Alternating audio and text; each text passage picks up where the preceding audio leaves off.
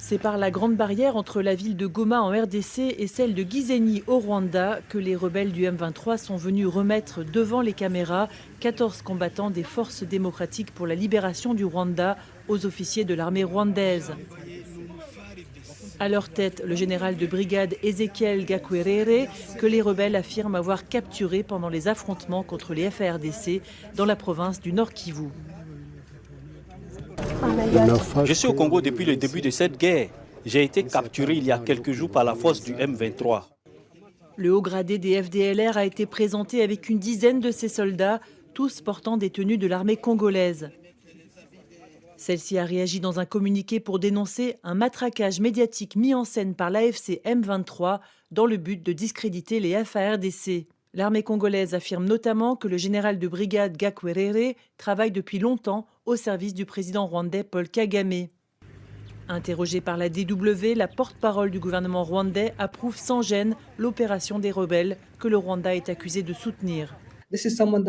C'est quelqu'un que nous cherchions depuis longtemps à capturer pour le rapatrier et le traduire devant la justice pour les crimes commis pendant le génocide de 1994 et ceux commis depuis en RDC. C'est une bonne chose, cela rend l'Est de la RDC plus sûr.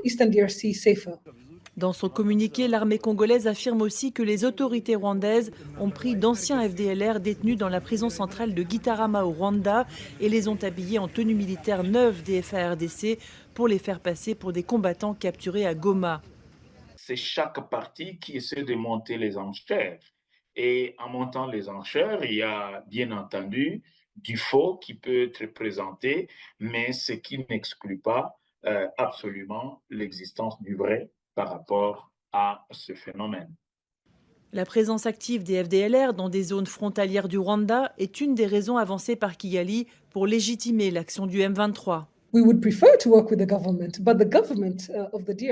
préférerions collaborer avec le gouvernement congolais, mais le gouvernement de la RDC est responsable de maintenir les FDLR depuis toutes ces années.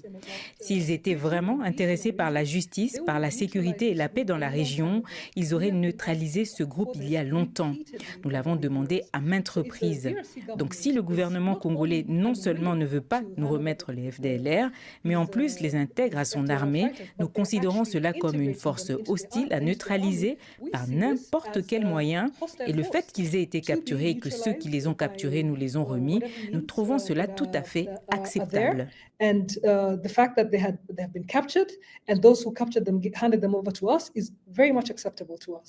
La présence des FDLR sur le sol congolais a toujours fait l'objet de crispations entre le Rwanda et la